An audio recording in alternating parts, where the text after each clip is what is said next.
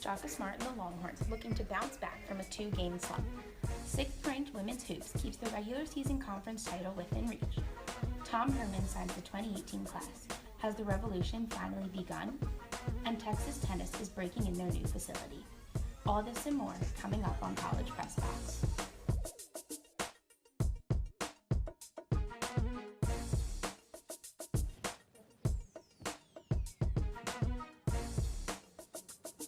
Good evening and welcome to College Press Box. I'm Bailey Abramowitz alongside Nick Kucholtz. Texas men's basketball came into Wednesday night riding the high of a huge home win against Oklahoma. But could the Horns keep up that momentum against the Kansas State Wildcats? Let's go to the Irwin Center for the highlights. Texas starts the game hoping to beat Kansas State as Corwin passes to Mo Bamba for a layup and a foul as Texas takes the early lead. Kansas State's Dean Wade puts it up for 2, and at the half, they're tied 34-34.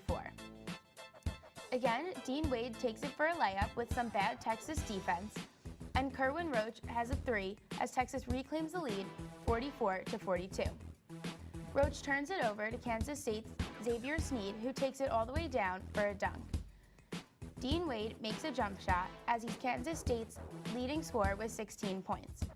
Kansas State's Cardia Diaria has a reverse layup, and Kansas State is in the lead with 5 minutes remaining. Matt Coleman misses, and Mo Bamba puts it back up for a dunk, 64-61 Kansas State with a minute 38 left. Kansas State's Barry Brown makes the layup, and Kansas State holds on to the win 67-64. With more on the K-State victory, here's Thomas Fitch. Coming off a big upset win against Oklahoma over the weekend, Mo Bamba and the Texas Longhorns look to carry that momentum into Wednesday night's game versus the Kansas State Wildcats. Texas was looking to pick up their 6th win in conference, go 2 games back of first, and get out of the tournament bubble. But Coach Bruce Weber and the Kansas State Wildcats had other plans. The Wildcats played excellent on both sides, shooting 54% while forcing 16 turnovers. They wanted it more, and we didn't do the things that we needed to do to get it done. We didn't have enough small wins, as Coach says. If we did more small wins, then we probably would have won the game. So we didn't do the little things that it takes to get the win overall.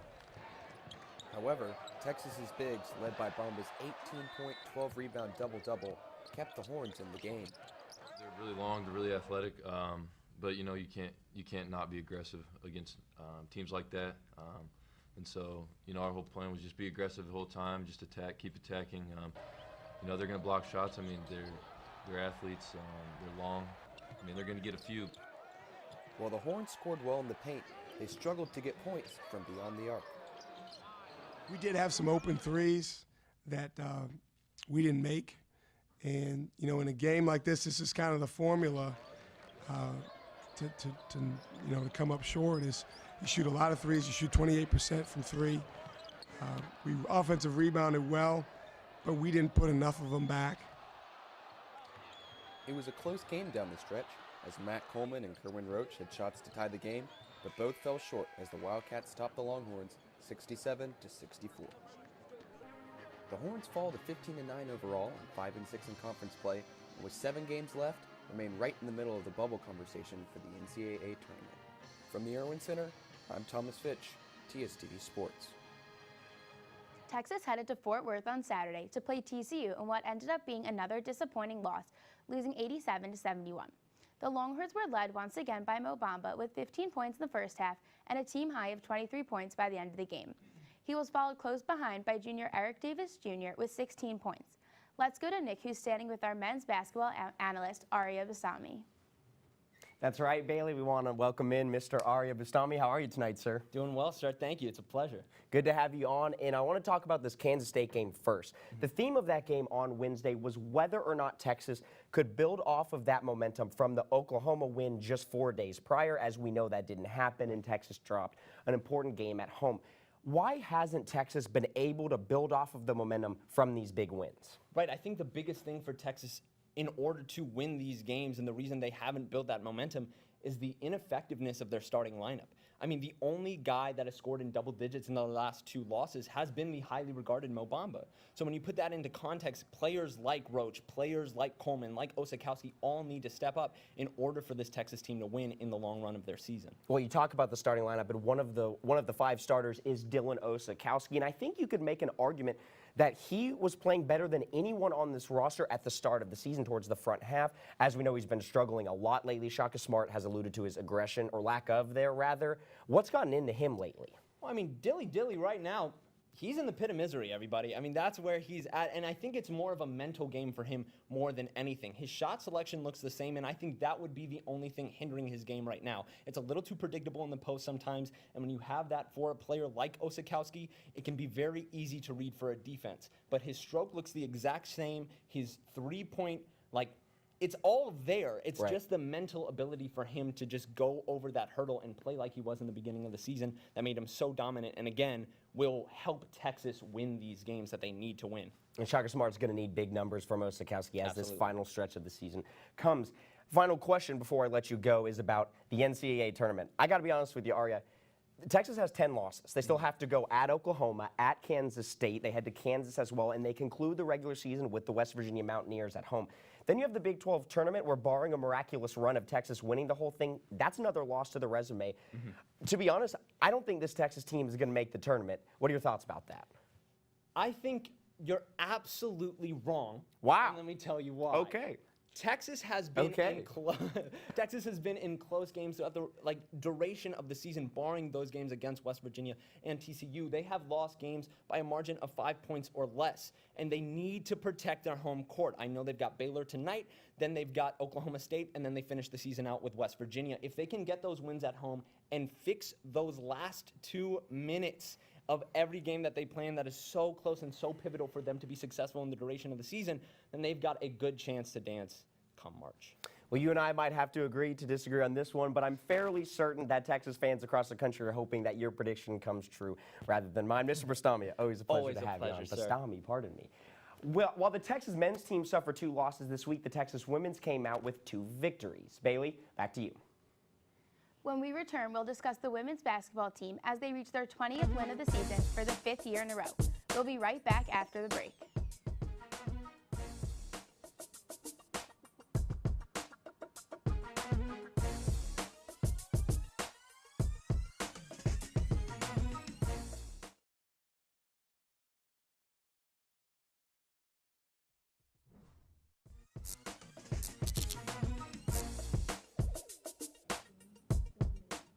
We welcome you back into College Press Box, and next up we have more hoops highlights, but this time we're talking about the Texas women. Coach Karen Aston's squad also hosted Kansas State this week on Saturday evening. Let's head down to the Irwin Center. Texas looking to pick up their 20th win of the season. Good start for the Horns as Jatari White hits this open layup. K-State would keep things close in the first half. Simone Goodwich knocks down the tray, but the Horns would catch fire. Brooke McCarty drains the floater, and a K-State turnover would lead to a McCarty layup on the other end, and she'll pick up the foul. Texas has all the momentum you see here. The bench is loving it. Late in the game, unbelievable effort here from Joyner Holmes. She'll get her own rebound twice and finally put it in for the deuce. Texas takes this one 76-44. Our very own Daniel Chu is at the Irwin Center for the game this past weekend. Let's see what he has to say. Number 6 Texas Longhorns hosted Kansas State Wildcats on Saturday, looking for the 20th win of the season. Despite a slow start, superior defense and superior post players by Texas would give the Longhorns a comfortable victory. I think their defense is pretty good right now, and I think their awareness was pretty good of our shooters. And then I think coupled with that, we've got some youth at some spots.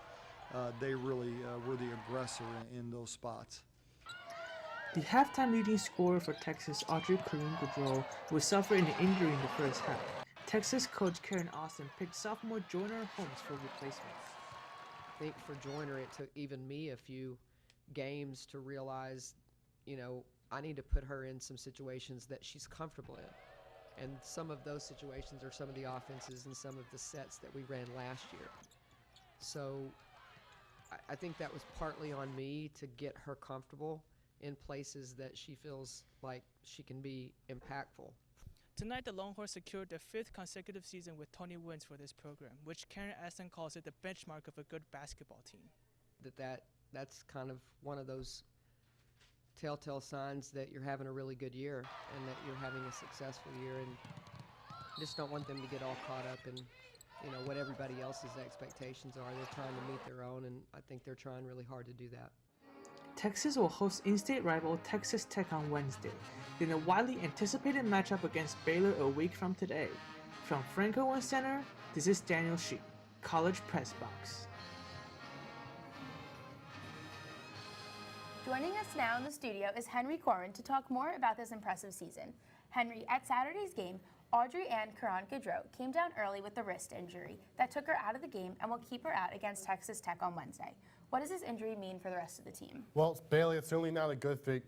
Ariea Bastami, she does the dirty work for the Longhorns. She's their hustle player. She's their energy. She's really their guts and glutes player.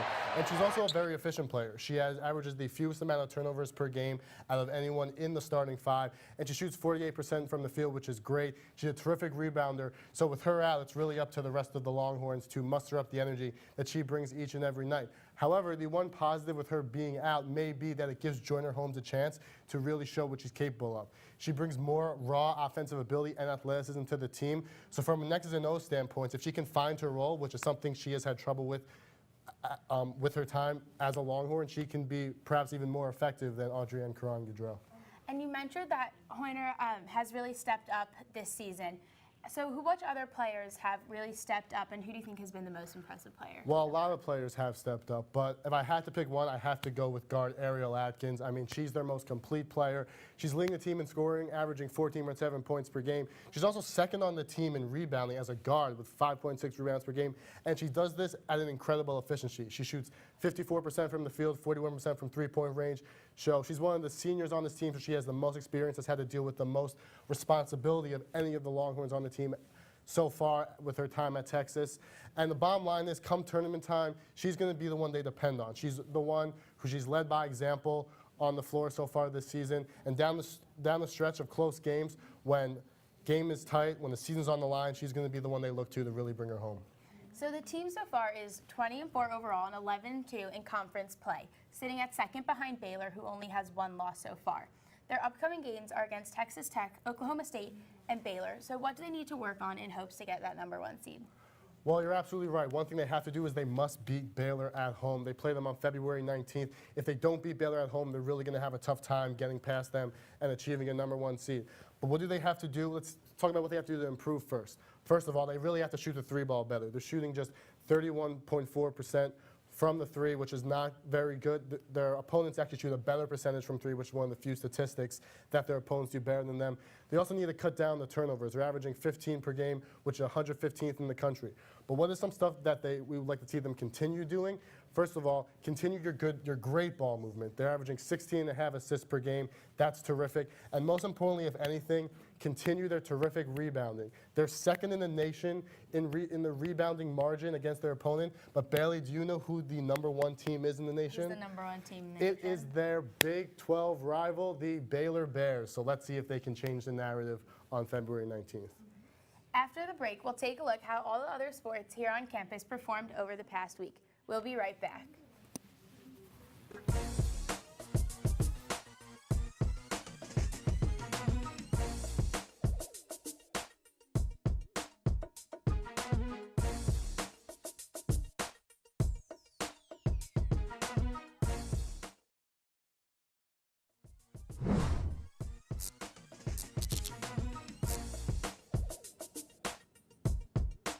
Welcome back to College Press Box.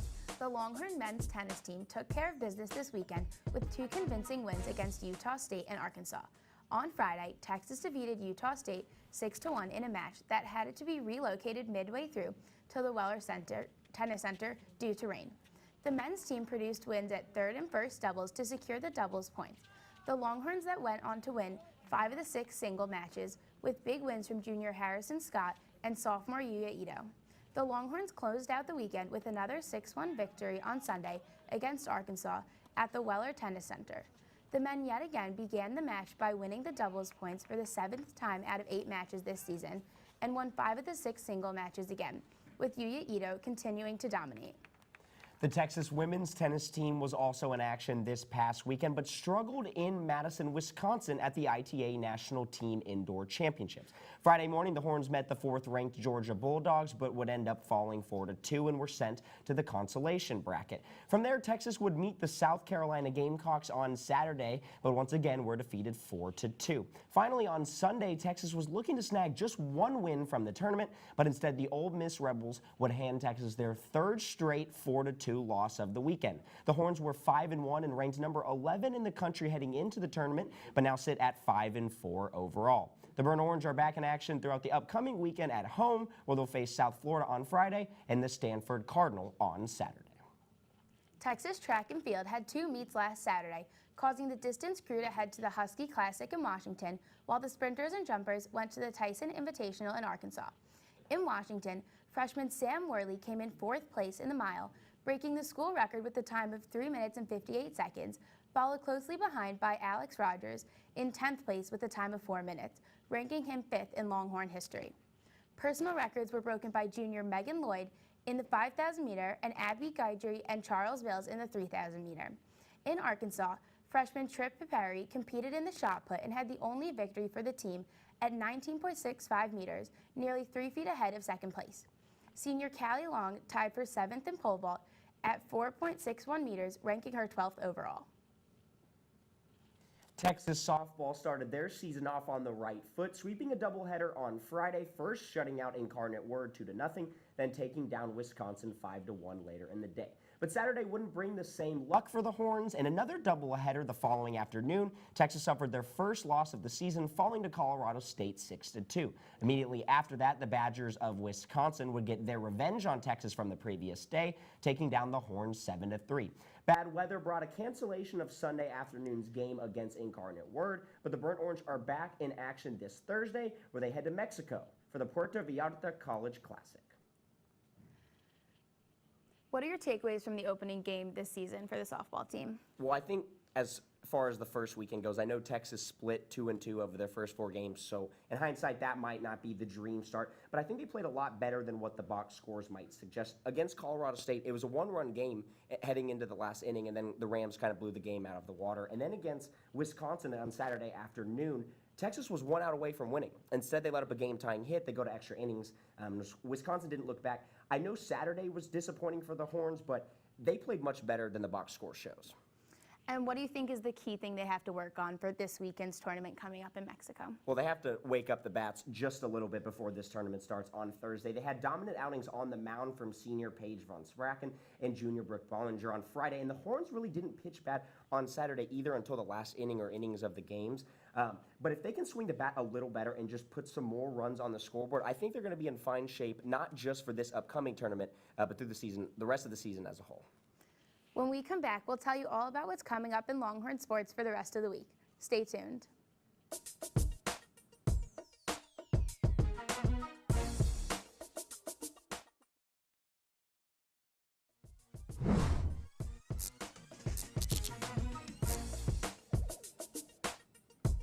For the last time this evening, we welcome you back to College Press Box. We have another full week ahead of us for the Longhorns, starting with women's basketball versus Texas Tech at 7 p.m. on Wednesday. Thursday through Saturday, softball in Mexico, and on Friday, basketball versus Lafayette, women's tennis, and soccer versus UTSA. On Saturday, we also have men's basketball at Oklahoma, women's tennis versus Stanford, and women's basketball at Oklahoma State. And on Monday, women's basketball versus Baylor at 7 p.m. National Signing Day took place on February 7th, giving Tom Herman and the Longhorn football team the best recruiting class they've seen in years, ranked 3rd overall. Really excited about this class for a bunch of different reasons. I think 11 out of the top 15 players in the state of Texas signed with the University of Texas, and that needs to not be an aberration. That needs to be the new normal, because when this place was winning championships on a regular basis, that's the way it was.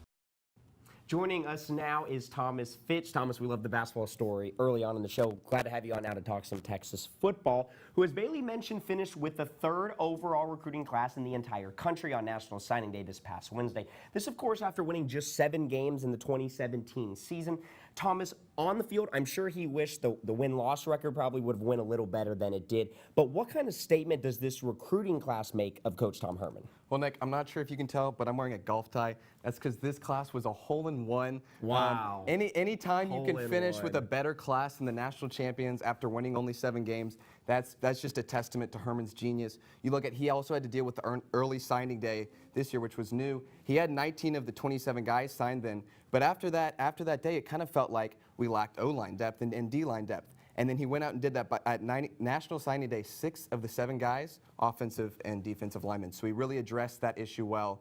3rd in the nation, 1st in the Big 12, 7 of the top 10 players in Texas. That's incredible. As you mentioned, a ton of studs that this coaching staff recruited in this 2018 class, all across different positions on the field. But are there any of these young athletes, in your eyes, you think are capable of playing right away from the get-go once Texas dresses up against Maryland on the first Saturday of September? Yeah, there are 3 guys. The first, Mike Grandy, he's a 3-star offensive lineman, but he was a JUCO guy. And so that means he has a lot of experience coming in. Obviously, we saw last year the offensive line struggled a lot. But because of the lack of depth there, he's going to get a chance to play early on, and he has the experience coming in. The other guy, Keandre Coburn, on the other side of the line, again, we have a lot of good starters at the defensive line, but not much depth. So guys like Coburn, also guys like Joseph Osai and Moro Jomu, they should see time early. The other guys, we had the top 3 safeties in the class. But the best of those is Caden Stearns, and the reason I think he gets a lot of playing time is his versatility. He said he's willing to play cornerback and safety, and so that versatility I think is going to be used a lot. But I can't wait to see B.J. Foster as well on the field flying around and hitting guys. A lot of great players, especially as you mentioned Stearns and Foster at the end. But I think those names and a lot of the guys you alluded to are well known amongst the Texas fan base. My question for you is, are there any guys maybe that the Texas fan base isn't talking about a lot that you think could be a sleeper in this Revolution class? Yeah, obviously we like to talk about the 4 and 5 stars, but Texas has had so many 3 stars that have done well. You look at Connor Williams, he's going to be a first-round draft pick. You look at guys on the team right now, Charles Aminahu, P.J. Locke, Brecken Hager, all starters, all leaders of this team. Going back even further, Casey Studdard, Brian Robinson, Colt McCoy, all 3 stars.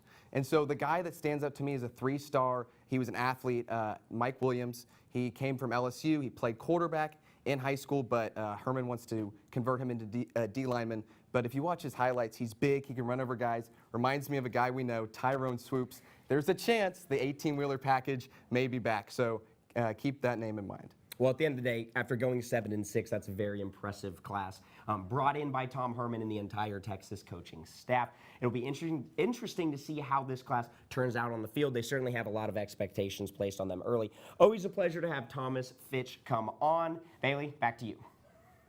Thank you so much, Thomas. This is all we have for tonight's episode of College Press Box. Make sure to follow TSTV on social media for constant sports coverage, and join us Wednesday night at 9 as Mark Skoll Jr. hosts College Crossfire.